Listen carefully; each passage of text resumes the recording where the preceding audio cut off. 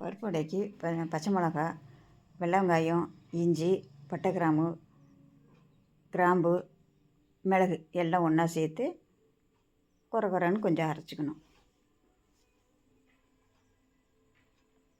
கொஞ்சம் 1க்கு 2 அரைச்ச உடனே அது கூட 1½ டம்ளர் கடலப்பருப்பு ஊற வச்சுருக்கேன். அதை 3 மணி நேரம் ஊற வச்சுருக்குது. அதை நல்லா தண்ணி வடிகட்டி மிக்சியில் போட்டு தண்ணி ஊற்றாமல் சும்மா ரன்னிங்லேயே எடுத்து விட்டால் அரைஞ்சிடும். திருப்பி இருக்கிறத கடலப்பருப்பெல்லாம் எடுத்து போட்டு அந்த மாதிரி அரைச்சி வச்சுக்குவோம்.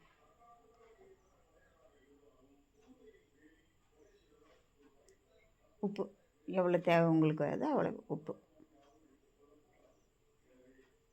சின்ன வெங்காயம் பொடியாக அரைஞ்சி வச்சுருக்கேன். அதையும் போட்டு ஒரு சுற்று விட்டு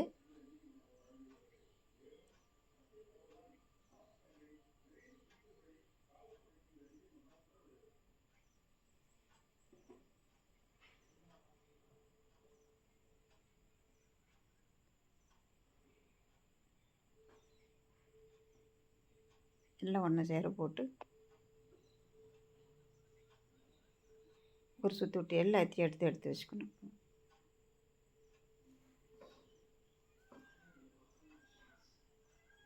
இருக்கிற வெங்காயத்தையும் எடுத்து பொடியாக அதையும் ஒரு சுற்று விட்டு அதையும் எடுத்து போட்டு வச்சுட்டு கொத்தமல்லி நல்லா ஒரு கைப்பிடி கொத்தமல்லி எடுத்து நல்லா பொடியாக அரைஞ்சி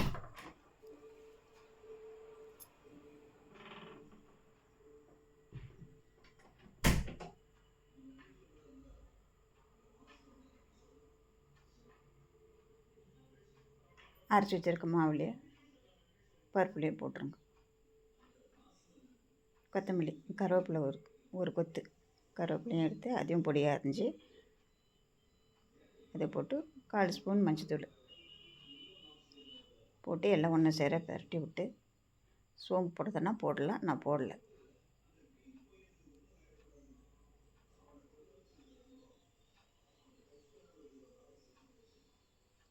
போட்டு ஒரு 5 நிமிஷம் வச்சுட்டு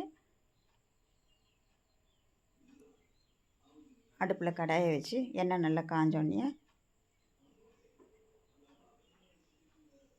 குண்டளவும் போடலாம், இப்படி தட்டையாகவும் போடலாம். நான் தட்டையாக போட்டிருக்கேன்.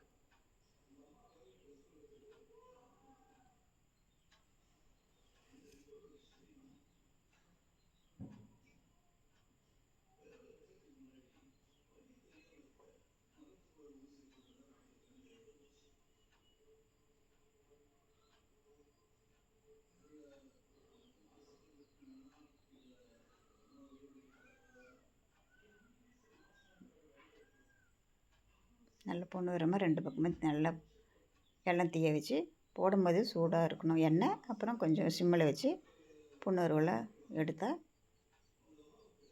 நல்ல முருங்கன்னு கடலப்பருப்பு வடை ரெடி.